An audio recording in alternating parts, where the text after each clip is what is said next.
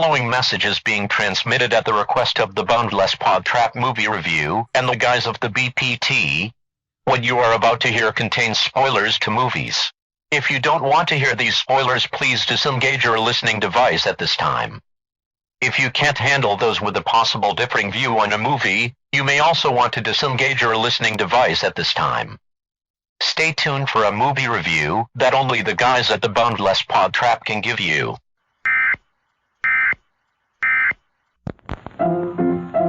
Let's all go to the lobby. Let's all go to the lobby. Let's all go to the lobby to get ourselves a treat.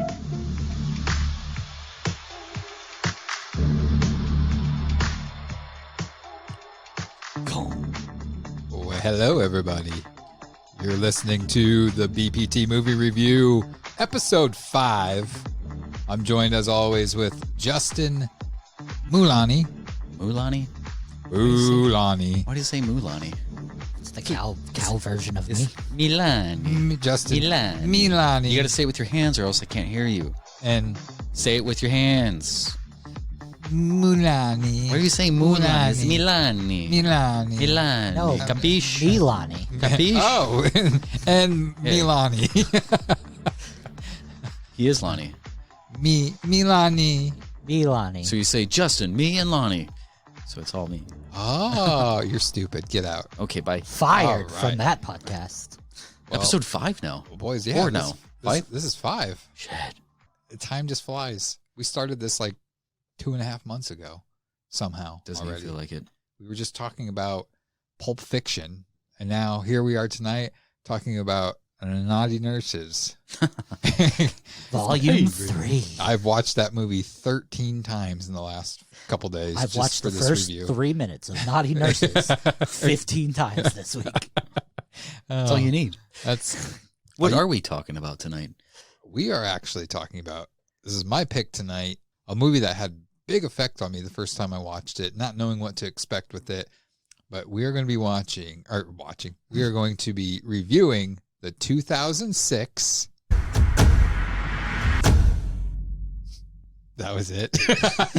Gong, gong, gong. I thought it was going to be something so cool, but let's try it again. We are watching the 2006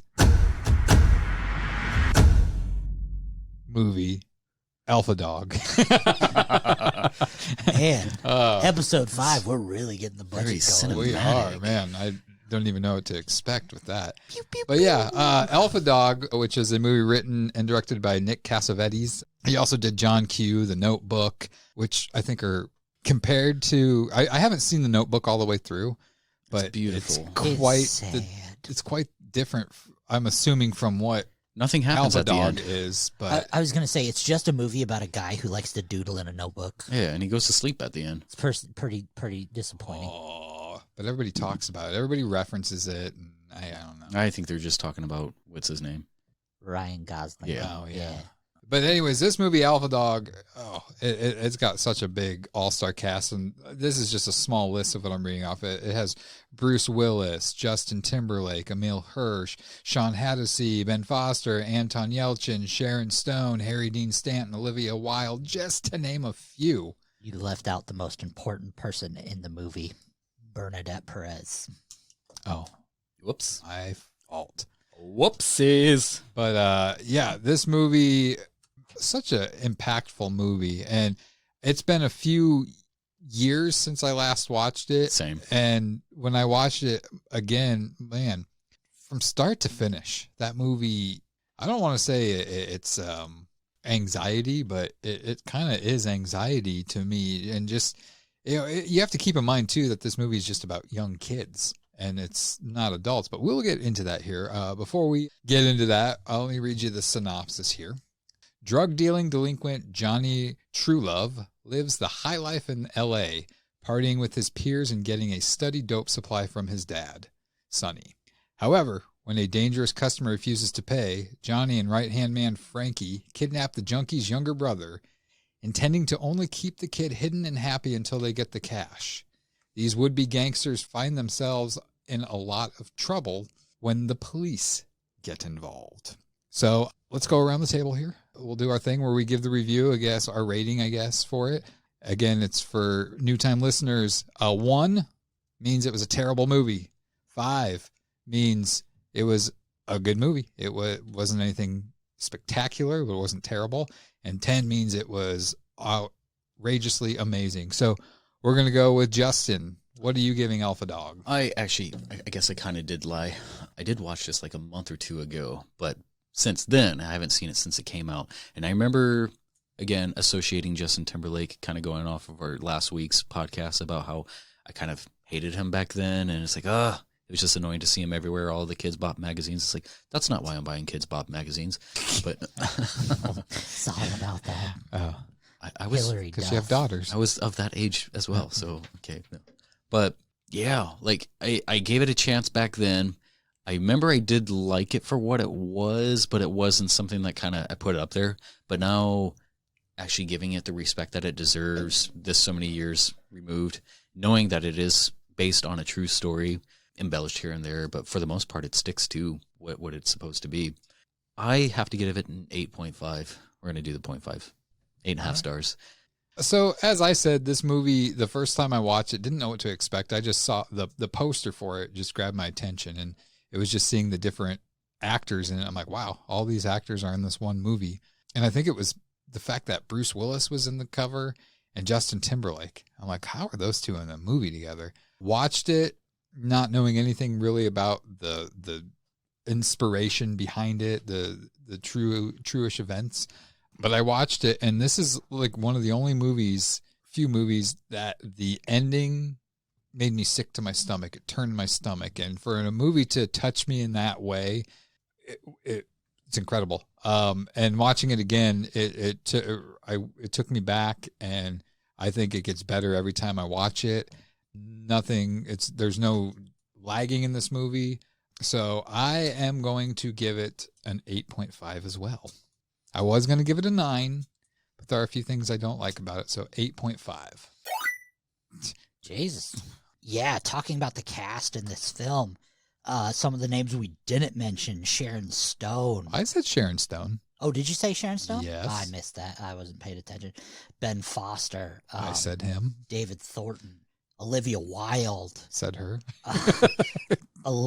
Amber Heard. Amanda Seinfeld. All these famous people, and they couldn't make a decent movie. I know you guys really appreciate this movie, but I'm really gonna break the curve on this one.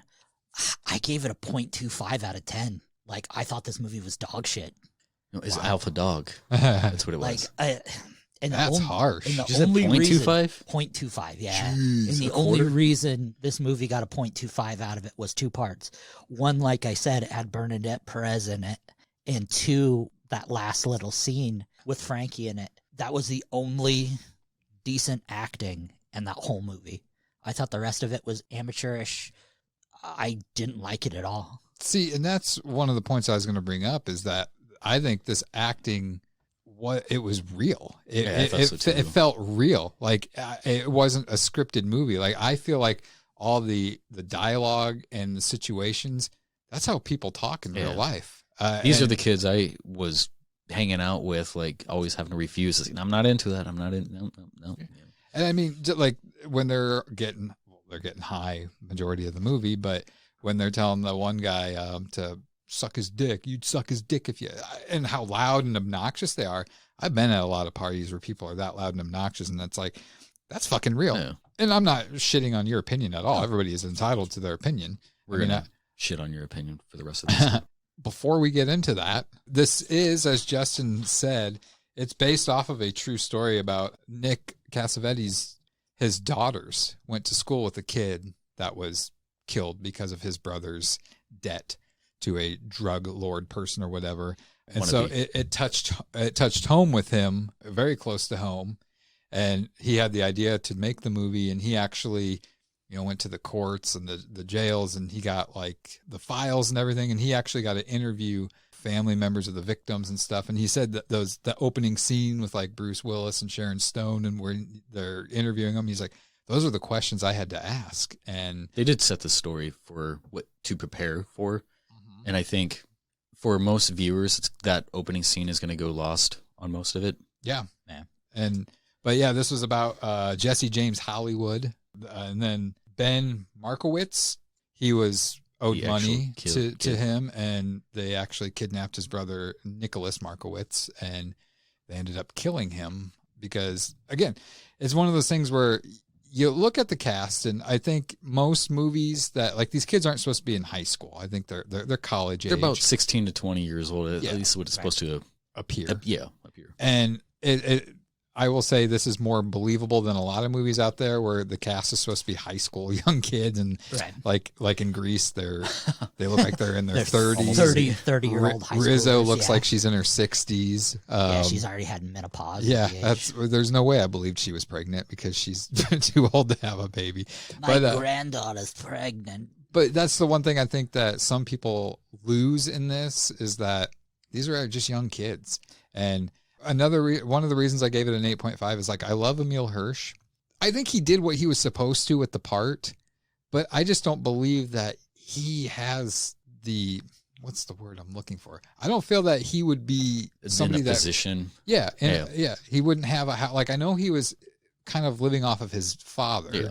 Yeah. His dad seemed to be more made, and the reason why, like, Alpha Dog is pretty much like the leader of the pack, and Johnny was supposed to be like the leader due to pretty much his financial and supply type of chain. Mm-hmm. So he had the abilities to give, and that's what all his friends were there for. They're mooching off of him. So they pay him, he pays his dad. They have a successful business. You know, if they cut out the middleman, they would have to go straight to his dad, but that wouldn't work like that because from the parents' perspective, it seemed like, other than Zach's mom, Sonny, True Love, was like the only parent who actually kind of gave a fuck what his kid was doing. Yeah, to an extent. Right. But I just like with Emile, like, why? And granted, obviously, the whole point of this is like he's scared, and that's why he's making these bad calls. And for sure, in the end, he's the biggest pussy out of everybody here. He is, but it's just like the people that surround him. It's like I don't understand why they're so threatened and intimidated by him. I don't feel that he pays them, I guess. Like TKO, Frankie, I mean, like, they get their main support, it seems like, from him. Although Frankie, in this story, I don't know how close it was because he could have started his own since he grew his herbs. Right. Or at least his dad did. So, Lonnie, explain a little bit more of, like, why you gave this a 0.25. Our lowest score so far. Lowest score ever. Not even a single point. So in 2001, there was a movie came out called Bully. It was also a based on true story movie. Really exactly the same premise with a bunch of basically unknown cast. Like, the only person who really did something to come out of that was Bijou Phillips. Everybody else out of that had a little minor successes, but basically Bijou Phillips was the only one who had a name after that. And the only reason she really had a name after that is because she did a Playboy spread. And that movie... Bijou. And that movie was darker.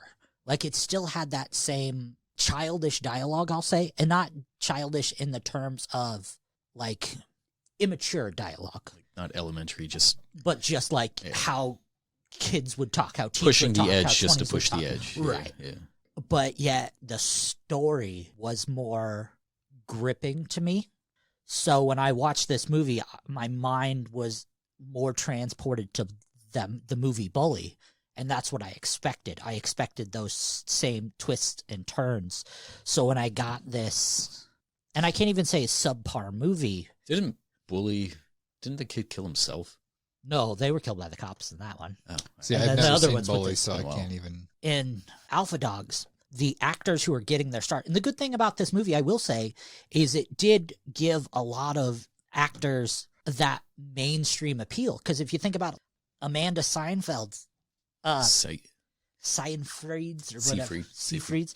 This was only her fourth main movie, and this was probably her biggest role up to date. Same thing with Olivia Wilde. It was her fourth movie, and it was her biggest movie to date. Same thing with Amanda Heard. It was her fifth movie, but her biggest movie to date. She was I don't know from the time, from when the movie came out, yeah. So with her, I can't see her the same. Like, she was trying to be all sexy and seductive in the pool, and it's like all I could see is a piece of shit in a bed. I can't see you the same. I just think of the shit you left in a Johnny Depp's bed. Right.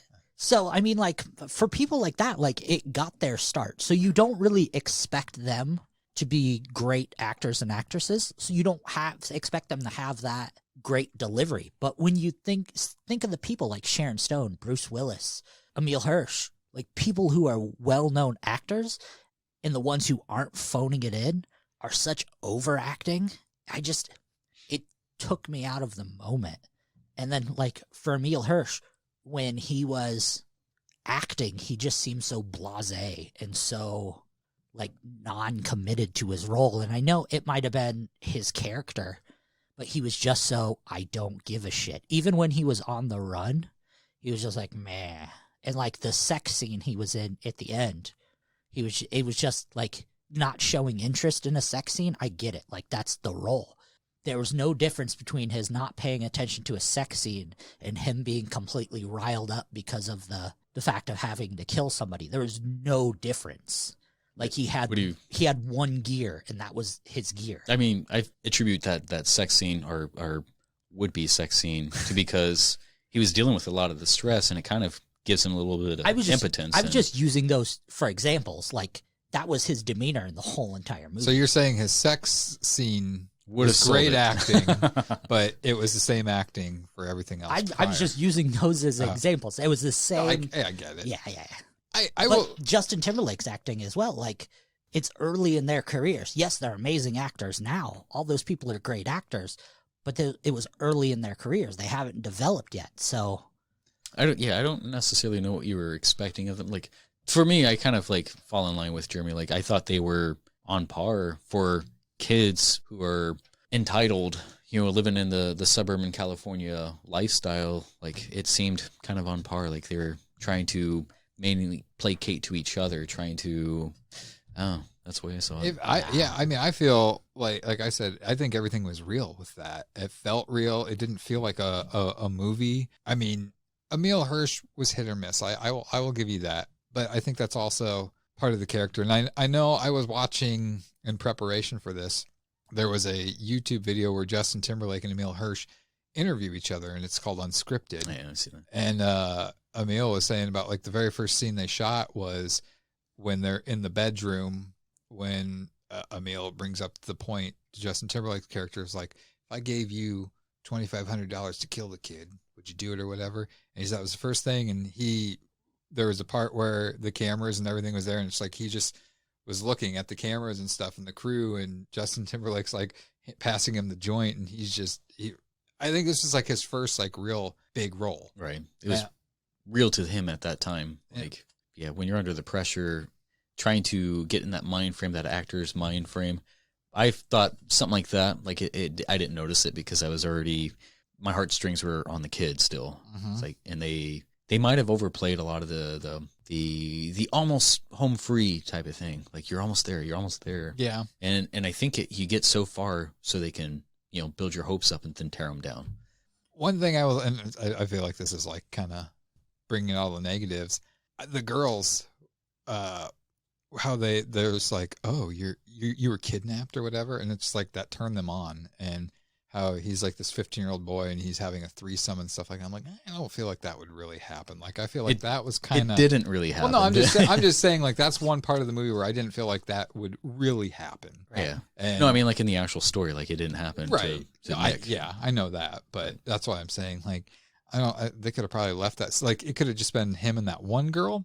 I think he was just trying to fulfill a certain, like, life achievement. Like, wow, like, his life is totally contrasted from what it used to be, having homework parties and stuff with his mom and always having to check in and be goody.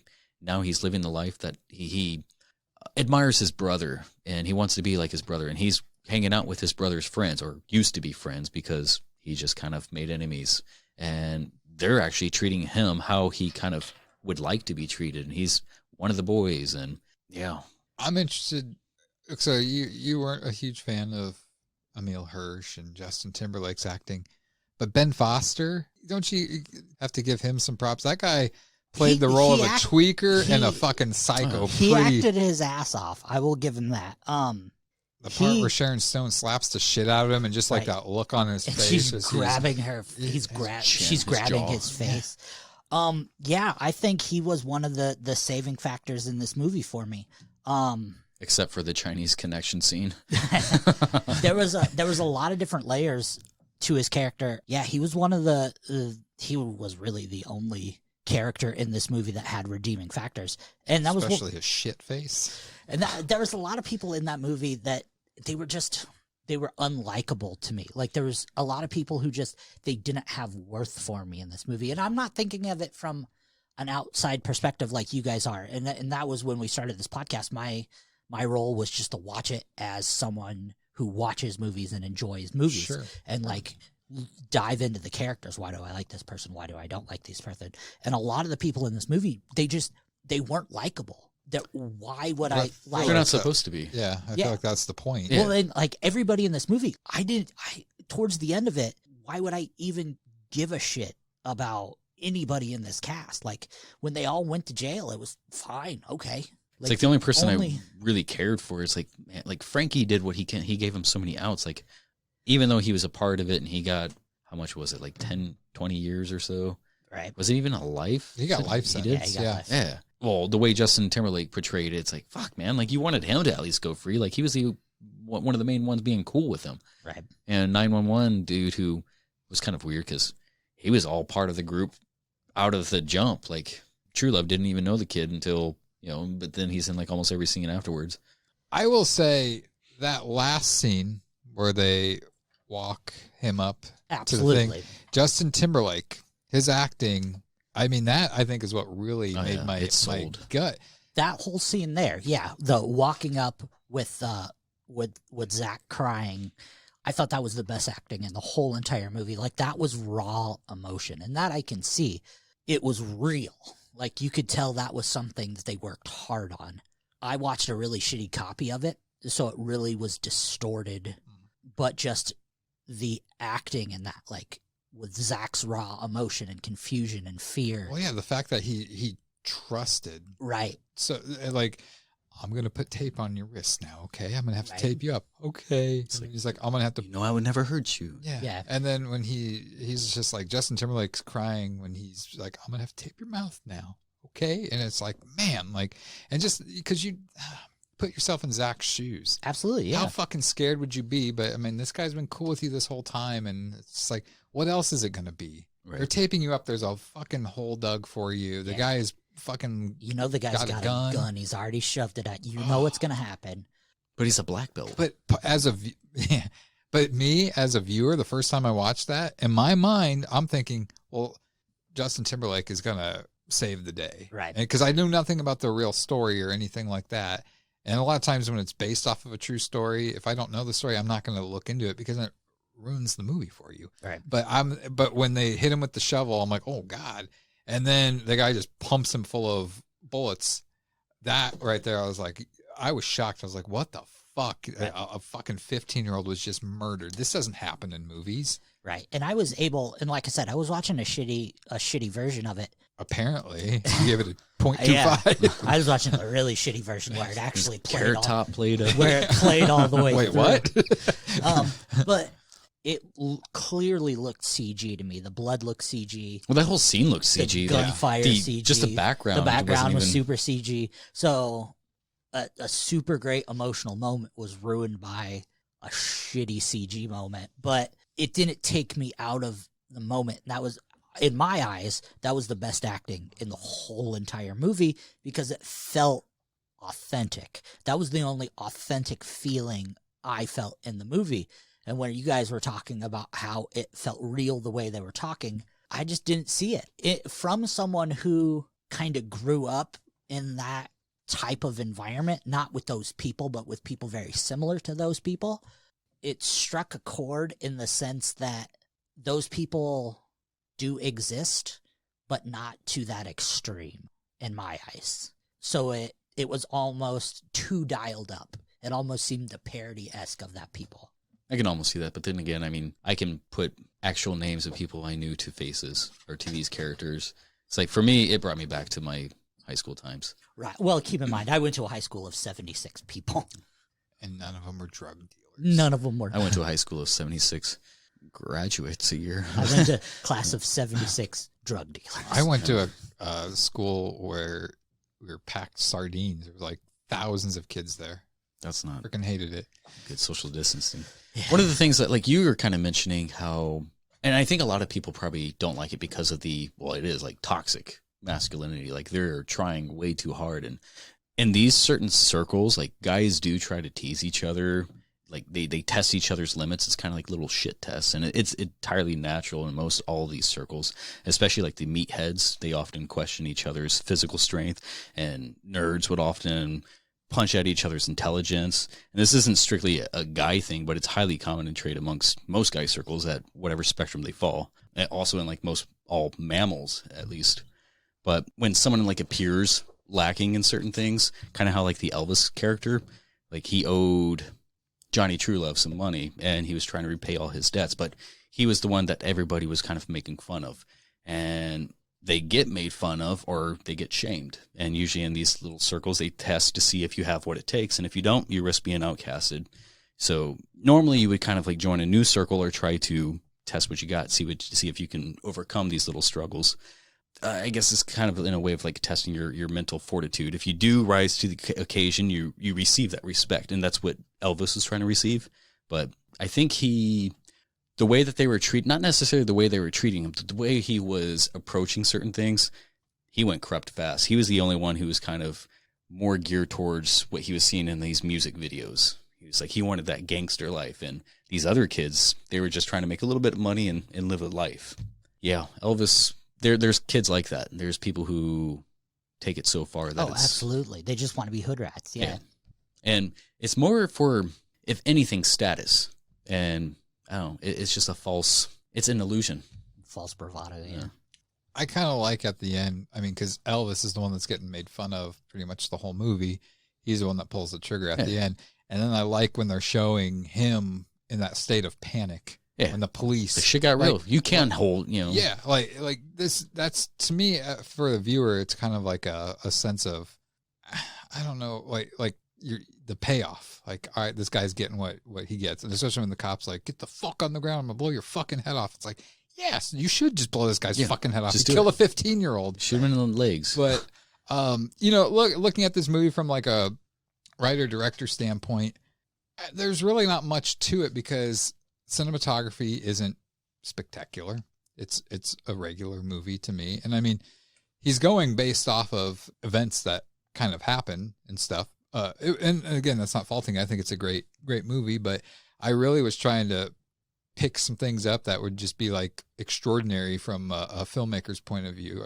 But there really isn't anything there. I think the story itself, the movie itself is just, I think, good all around. I'm sorry. I mean, I know you don't like it, but and the thing is, I was going to ask you, do you think if you had not seen that movie Bully, would you have thought differently of this movie? Not really, because to be 100% honest, I really didn't even like Bully. I just don't really care much for this genre of movie. Okay. I don't like dramas, and I don't really like action movies, so piling them together is really not my bag. Okay. Well, I'm shocked. I thought you would have liked this movie more than Justin would have. Yeah, just not. Is it the genre or is it the content? I don't even know. I was going to watch this a second time. I ran out of time to watch it a second time because I kind of put it off to the last minute. We've just been so hectic with trying to buy a house and moving and everything. I ran out of time. I didn't give my time the appropriate time to watch it and digest it. But yeah, I don't know. Movies like this, I have difficulty processing just due to the fact it's, like I said, I try to put myself in the moment, put myself in the movie, and I despise this lifestyle so much. Same. It takes me out of that movie and out of that element, and I hate it. And then I find things to nitpick about it, and then I just instantly, it just spirals down into reasons why I don't like it. I guess to write off of that, like, yeah, these are the people I would like judge. Right. Back in the day, it's like, and probably even still today, it's like, man, so many options you can use things for a better, like, they're not all like bad kids. They can apply themselves and be so much better than what they actually are. But like, they want, again, that status of that alpha group, that alpha rising up. And it's like, being sort of alpha, I understand, like, it's a great tool for intimidation, and that's pretty much all it is. Right. And they use that. But, like, for this movie itself, I think a lot of viewers probably did get turned off with the constant homophobic gay jokes and stuff. But in these sorts of circles, I mean, like, everybody makes jokes depending on the extent of it. Like, I mean, we joked with each other often, but we don't fall under this sort of like alpha group. I mean, Absolutely not. If anyone's ever met me. but like when they're like asserting their masculinity and they use like all these gay jokes and stuff, it's kind of like a common trope to take away somebody's masculinity, and that's kind of what they were trying to do with Elvis. Right. But yeah, the opening scene alone, Yeah. they're working out. All of them are working out with The their only nice, tight, young bodies glistening. and the only one that really wasn't working out was Elvis. And then when He he tried. did, they picked him apart and started making fun of him. Like, Yeah. fucking if you clean up the dog shit, if you get done with it, doesn't they tell him like throw it out there again and pick it up again. But yeah, no, with them just constantly calling him out on like the gayness or whatnot, it's like it was a good tool to pull his masculinity away. But especially for with people who are homophobic or insecure about their sexuality. But if you notice, I thought it was kind of funny that they're messing with him about that. Like, but when Jake came to the house to try to collect and held Johnny under the water, and Elvis comes out and like he tries to separate. Well, he does what he can, but once they're finally separated, Elvis puts his hand on like Johnny's nipples or nipple, and he's like, "It's not even worth it," or whatever he said. Just holds him back. The way he does it, it's just like underpalmed. So a thing I noticed about this movie, and it kind of made me giggle a little bit. Obviously, the name Mazursky, it's a name of my people. It's kike. Did you notice that Jake had an SS tattoo on the back of his neck? I saw that. What kind of Jew has an SS tattoo on him? That's a good question. Not a very good one. Well, I was going to say, sometimes I watch a lot of like mistakes in movies. And when Ben Foster's character, Jake, goes to that party and starts beating up people, men, women, and stuff like that. That's the one I picked apart. Oh, yeah. dude, he gets jacked the fuck out of that one, chick. He gets a glass bottle shattered over his head, and he's bleeding profusely. And then all of a sudden, after he's done fighting everyone, he's standing there, his head, no blood, nothing. And he's like, tell him Jake Wazarski was here. It's like, how do you miss a fucking, like, that's a big mistake right there. Yeah. He had this blood running down the back of his head, and now all of a sudden it's not there. It's like what I was mentioning earlier is like that was pretty much straight out of Chinese Connection. Bruce Lee comes into the dojo and just beats up all the Japanese people in their own dojo. I'm like, wow, you just made like a performance out of it. But it was pretty harsh. It was. And I give him skill because I didn't know he had that in him.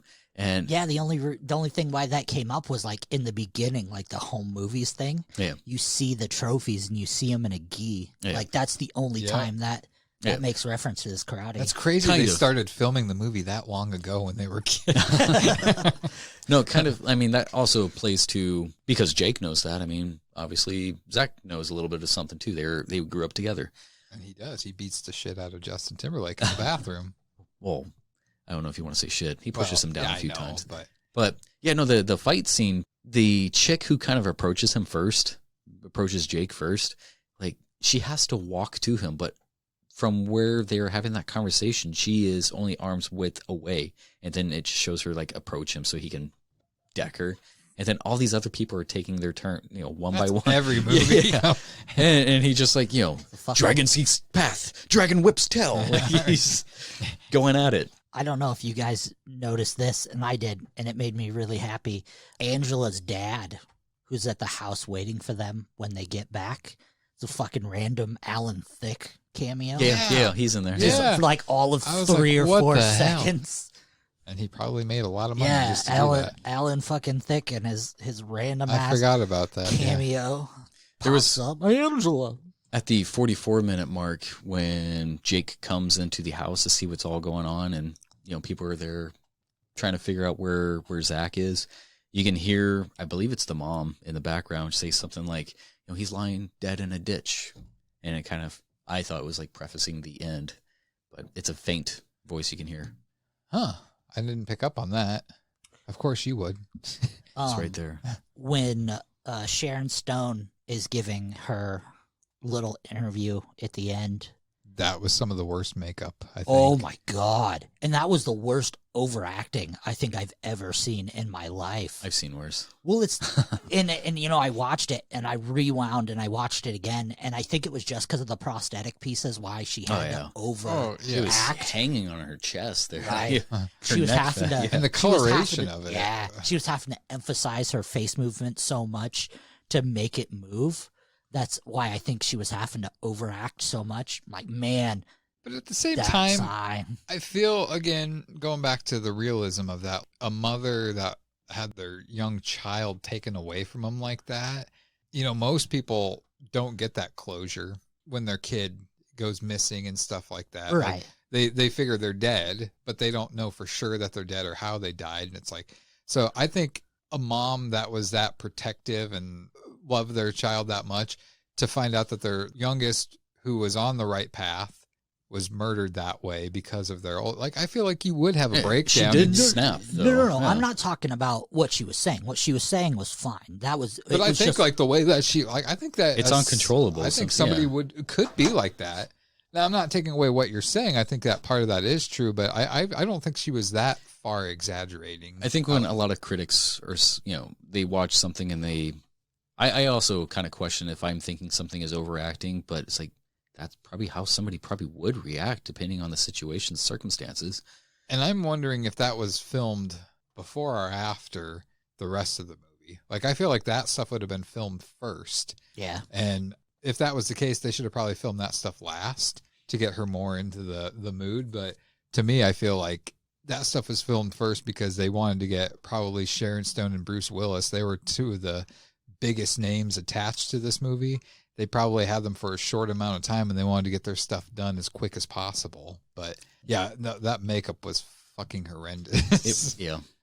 Yeah, they definitely didn't use a makeup budget for that. I think movie. they just asked Austin Power Gold members, like, do you have your fat bastard prosthetics that we can use? Sure. Yeah. Going back to the original or the beginning of the kidnapping when Zach was, like, he was so obedient. Like, he was trying to help his brother out. Mm-hmm. And I thought it was noble of him, but he wasn't known enough or in the know, I should say, of how these people would act. Because for him, it's a different sort of attention that he's kind of, I don't know if I want to say basking in, but he's exploring. And he had so many outs. And Justin Timberlake tried so hard to just get rid of him. Not necessarily get rid of him, but like help him. Like, I could put you on a bus, you know, you could put $50 in your pocket and you could go. Like, he went into the liquor store and Zach just waited right outside like a little lost puppy. It's like, your parents are looking for you. I know you're trying to save your brother, but you see nothing wrong with the situation. And he was getting in cool with pretty much everybody. And the only person who had like a huge problem with it was, what's her name? The girl that played Jamie in Face Off. Sure. Oh, okay. Yeah, Angela? Yeah. And she was the one who was like, you know, you're fucking kidnapped. And it's like, she tried to go to her mom, but her mom just kind of shooed her away. Like, this one night I try to, you know, fuck your dad and, you know, you can't even give this to me. It's like, when the kid is actually having a problem and the parent is not there for them, that's the issue. That was pretty much the theme of the movie. I was going to ask you, Justin, talking about that scene with Justin Timberlake when he's just like, if I give you $50 and just have you go on that bus right there and go home or whatever. And then he's just like, well, no, I don't want to get my brother in trouble. What do you think? And I'm not thinking from a movie standpoint. I'm talking like real life. What do you think would have happened if Zach actually went on the bus and left?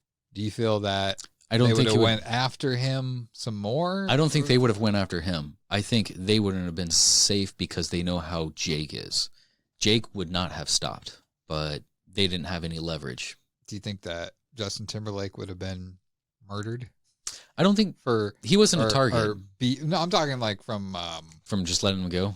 Yeah. No, Frankie was Johnny's boy. He was like his right hand. And I'm pretty sure as charismatic as Frankie was, because there was a few like I don't know if I want to say slip ups, but he can spin some words.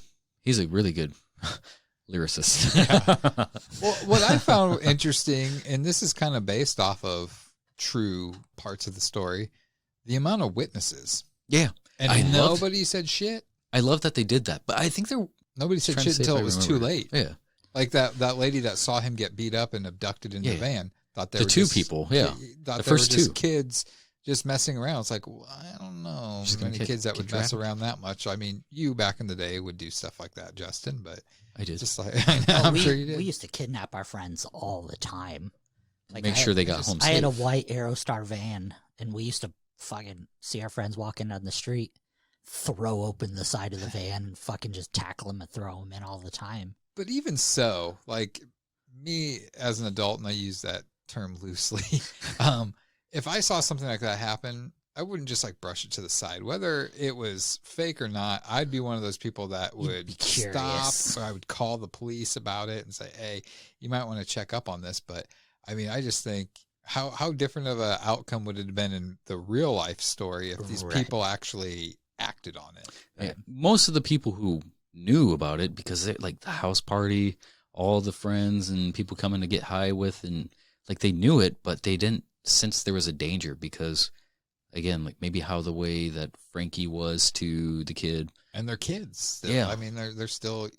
You don't know how serious to take certain things too, because, I mean, kids do overindulge in certain things or want to make things more than what it actually is for attention. And again, like the only person who was growing up enough was the Angela. Thank you. You'll have to tell me that again. She was always the actress. She was in Face Off with Nicolas Cage and John Travolta. I think you mentioned that. I want to take his face. Nick Cassavetes was in that movie too. He was an actor. He wasn't the director or anything, but he must have had a thing for her to get her to be in this movie. And I don't blame him because she's very attractive. Zach, the kid. Zach's first time was with two girls. Yeah. And I think that kind of ruins your sex life because being can't get any better than that. Yeah, being a young, still, your brain is still molding to certain things, and that's your first experience. Now you have to pretty much grade everything off of that. Well, I can't think of the actor's name. He was the one at the end of the movie that went with them but had to go back to the car. Right. Because he was crying. Keith? Yes. I don't know about his character. I knew a guy just like him. Like, he was a person who I definitely could put a name to. But I feel like he was kind of a useless character. Like he could have been, if he wasn't in the movie, that movie wouldn't have been any different. I couldn't tell his relationship. Like, was he brother of one of the girls or something like that? Angela's brother. Yeah, I think he was one of Frankie's friends. Yeah, he wasn't Angela's brother because he was so concerned about Angela's mom getting it on. Like, are you gonna suck his dick? Oh, that's true. Why would you want to know if your dad is? One of the only other movies I've ever seen him in was Freddy vs. Jason. Really? Yeah, and him playing the exact opposite kind of role. Like he was just this straight-laced honor student. Yeah, so see him in a role where he's like the pothead friend. It was kind of like, wow. Okay. The only other movie I remember seeing him in was another one with Emile Hirsch, The Girl Next Door, with Alicia Cuthbert. He played, which is weird because he looks like he got younger from that movie because that was filmed before Alpha Dog. Think 05, 04 or 05, something like that. But Emile Hirsch looks like he actually grew up and stuff. So I thought that was kind of weird that, the one looks like he's getting younger and the other one looks like he's getting older, but God dang it, I kicked that thing on the floor. So we're going to have some talking in the background here. It's Lonnie's toy. I really liked the opening, the Summer of the Over the Rainbow opening. I thought it was very beautiful, especially showing the young lives of the actual actors.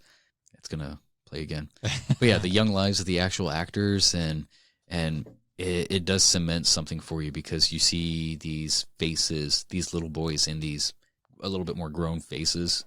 It's like, man, this was just you at the beginning of the movie. And well, yeah, it's definitely, it kind of tugs on your heartstrings a little bit because knowing the outcome of the movie, it's just like how innocent they were and how naive. Yeah. I mean, they had their whole lives ahead of them and it looks like they were making good choices. And Well, I wouldn't say good, but Well, I mean, not so bad. yeah, but that's actually kind of an idea I always had for a movie too, where I'd get the cast and I was going to have them send me a bunch of their home videos from when they were kids, and I was going to kind of base their characters off of whatever they had sent me. Yeah. I can't do it now. I think this movie is a lot about like the transitioning of life, kind of not necessarily from child to man. In so many words, yes. And I really liked the opening, and that's what I was saying, like this movie got lost on like the opening part. It started off with, and this will also be what I would change too, but like it started off as a documentary style, and it didn't touch back to that to the very end.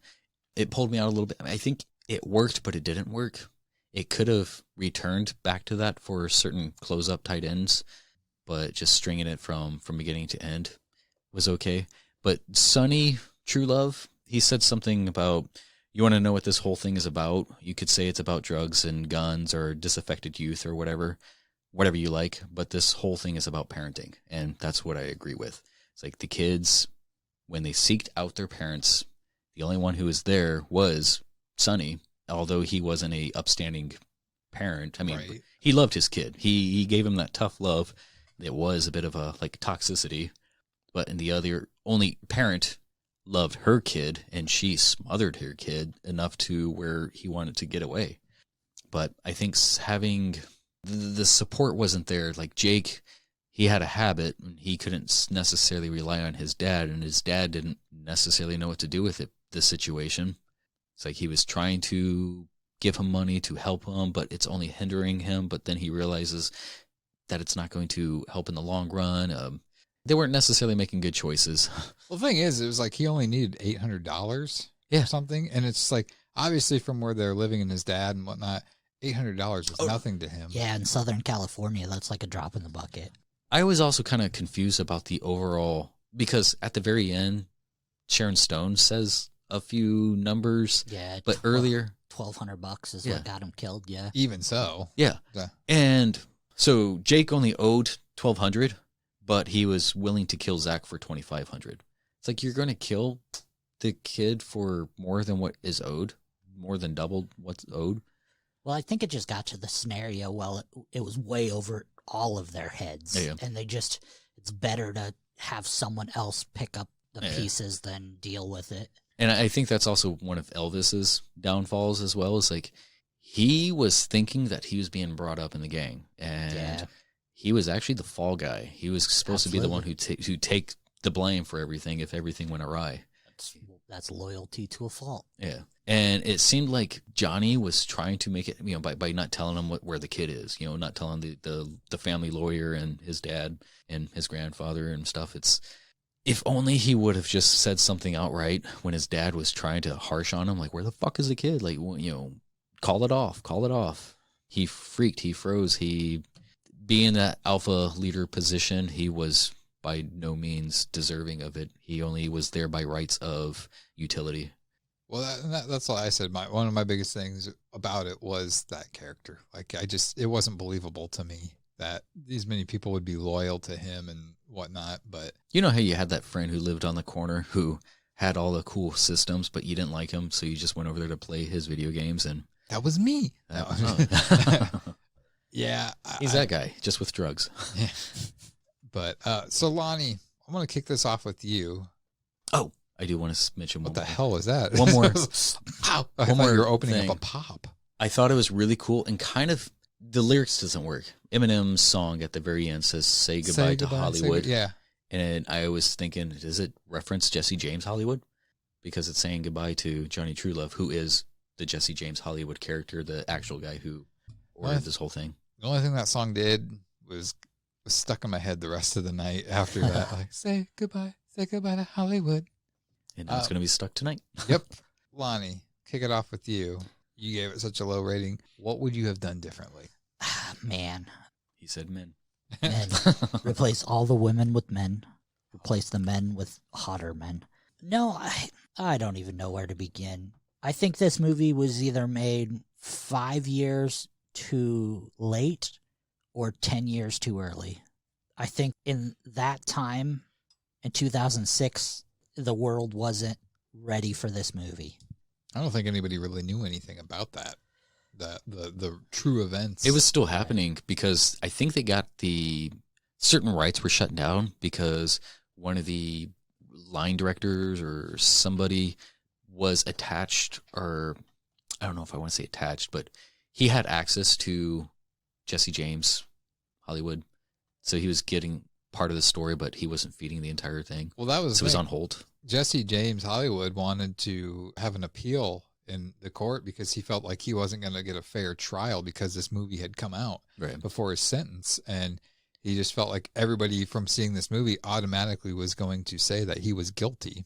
And I kind of understand for that. sure. And I think the dude's a piece of shit just because of how, Hirsch played it. So yeah, well, and I mean, you look at the real Jesse James Hollywood, his pictures, and you just want to punch him. He he's just got a looks punchable face. Like looks like a dick, but it's like I kind of understand where he's getting at. Like, you're not getting a fair trial because of this movie. Right. He's a 15-year-old kid, and definitely how Anton Yelchin played it.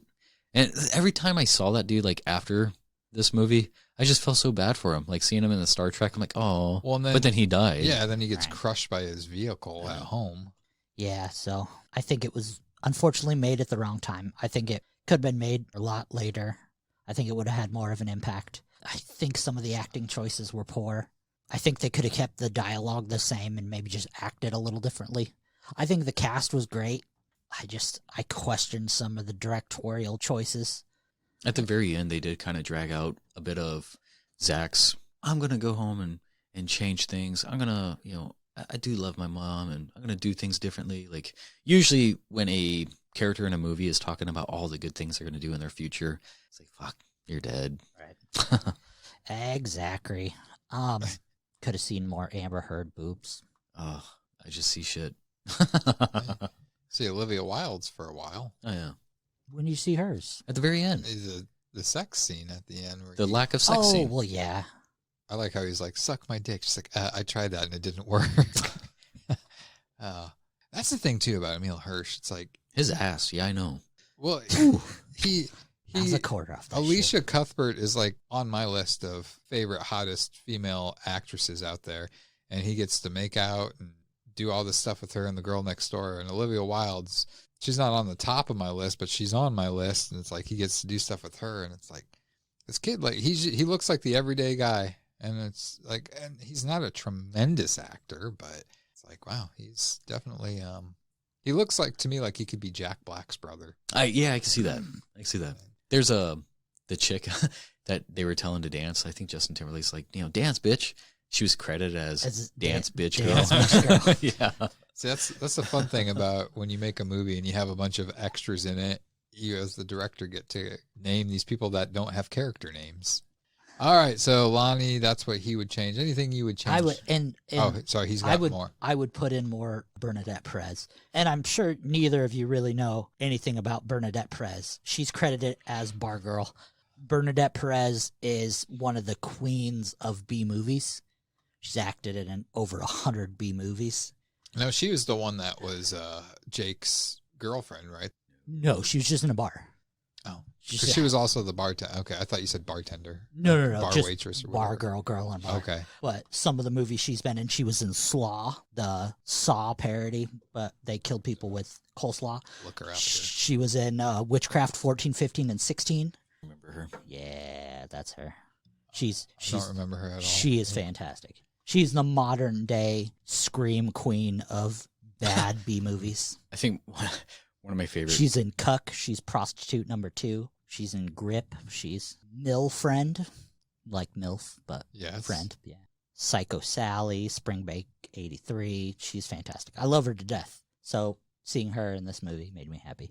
That got the .20. What was the other 5? No, she got the .05 because she was an uncredited extra. But the .20 was the Justin Timberlake cry. The Justin Timberlake and Cry Me a River. And Zach acting at the end in their green hollow domed. That was that cry. You're like, I missed that cry from that music video. What was that one? Where they're all in a insane asylum. Never mind. I know what you're talking about in sync, but I don't know the music videos as well as you do, apparently. I watched a lot of pop-up video in my day. I'm sure you did. My favorite part of this movie. They're like, "Why'd you take the tape off?" And the guy's like, the 911. He's like, "Because he said he couldn't breathe." He's just sitting there smoking pot. Like, that's how you knew they were terrible kidnappers, when he's just sitting smoking pot, playing video games with them. I like the scene when Elvis comes back and he gets tough all of a sudden. Yeah. And then he's He just manned like, up for he's like, out of nowhere. who's sucking whose dick now? It's like, damn. Like, Yeah. that's when I really was like, okay, this guy means business. Right. It's like when it comes down to it, like, I think that's just because he's been shit on way too long. And And I think that he was sober. Like, I think there was so much going on that he wasn't drinking to it. Like, he was just trying to get back on the good Johnny's graces. yeah. And he had a mission, and that's what he was trying to earn his respect. He was trying to earn his spot. He was trying to rise, and yeah, he went the wrong route. Again, he didn't see that he was the guy who was supposed to take the blame for everything.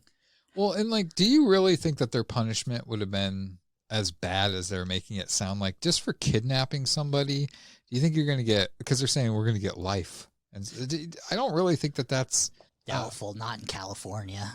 I mean, like, I feel like, I think Frankie's lawyer was kind of embellishing things, because he's like, oh, you get put away for life. And it's just like, I don't think he really would. Like, I don't know. For the minimal hypotheticals that they were preaching. Not only that, but I think Johnny misread everything, because he said, like, well, what would hypothetically, what would you do if whatever? And he hung up the call after the guy was like, well, I would dig a hole. And I don't think he was meaning, to kill the kid. He's like, pretty much like, dig a hole because that's for yourself. Before we go on any further, we need to acknowledge how great of a friend Chucky is. When they all go over to Chucky's house, and he's like, who are these guys? Yeah. And he's like, we need to go to the room. He's like, all right, it's my room. It's in the back. And then he's like, what are you guys doing in my room? And they point a gun at him. He's like, fuck you guys. I'm going to the festival. Yeah. You better be Fiesta. gone. Better be gone when I get back from the festival. Come on, Lumpy. And that random guy that like is in the bath towel and the hair towel that just got out of the shower. He was That's like Gay Lumpy Jaeger. Yeah. I mean, he took it well with stride. I mean, like, he was a Yeah. grown-ass man. Got a gun pointed at him. And he wasn't even afraid. Fine, whatever. Yeah, I'm going to the it's like- festival. You better not be here when I come back. The one thing about, because after watching, I watched this movie with Michael because he had never seen it. After we watched it, he was talking about the Sean Hattasey guy that played Elvis. He's like, the whole time, he's like, where have I seen? I just saw this guy in something recently. It's in Dexter. Well, there's a show that came out in 2016 called Animal Planet that's about drug dealers and stuff. And Michael's like, he plays a psycho. So we watched a couple episodes after that of that show, and it actually is pretty good. But the one thing about that show and this movie is that if you are involved with drug dealing and you're a guy, apparently it's really easy to get threesomes, because there's like always, these guys are always passed out, sleeping with two naked chicks next to them. I mean, same with the Animal Planet movie. So, I mean, I guess kids, if that's what you want to aspire to be the best you. I'm just kidding. Don't do that. Well, if anybody wants to buy gabapentin for seizures, I got it. Okay. I was like, what are you talking about? All right, Justin, we're going to be wrapping things up here.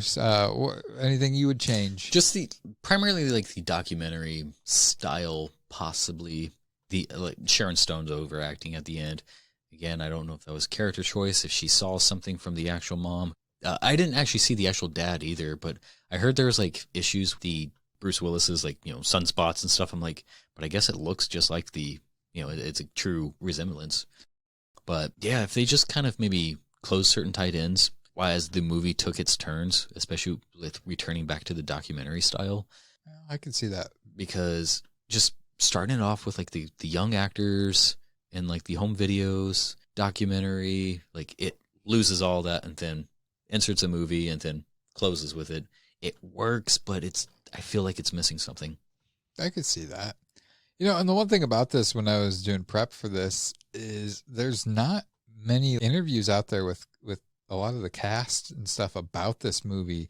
I like to watch I wonder like if that's Q&A panels places, but there's not much out there. The only thing I really found was that thing with Emile Hirsch and Justin Timberlake, the unscripted thing where they're interviewing each other. right. I wonder if there's legalities behind that because of know. at the time of release. There could be, but there was a couple interviews out there with the director, Nick, and I mean, But the thing is, the people that were doing the interviews were very amateur and they sucked at it. So they weren't even asking really good questions. So that could be a possibility, because I think there's a lot of answers to some of the questions we have that could have been answered with these interviews with the cast. And as for me, I mean, there's not much that I would change.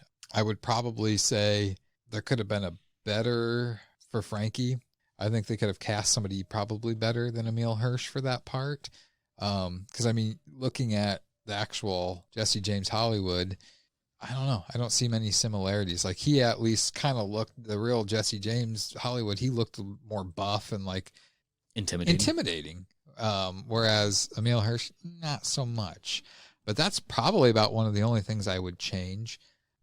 But yeah. Really? This is the dude he was trying to look like? Oh yeah, you're looking him up?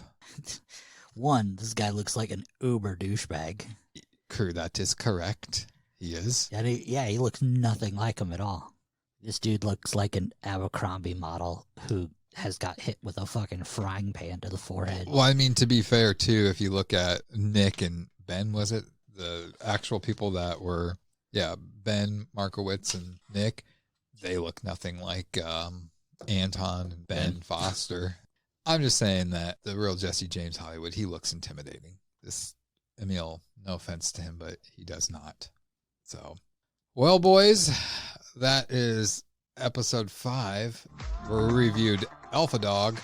Lonnie, you got next episode. What movie are we reviewing? We're gonna watch the Stephen King classic, Stand By Me. Man. Starring Corey Feldman, River Phoenix, and all them, yeah. It's been so long since I've seen that movie, so this will be fun to watch that. I love that movie.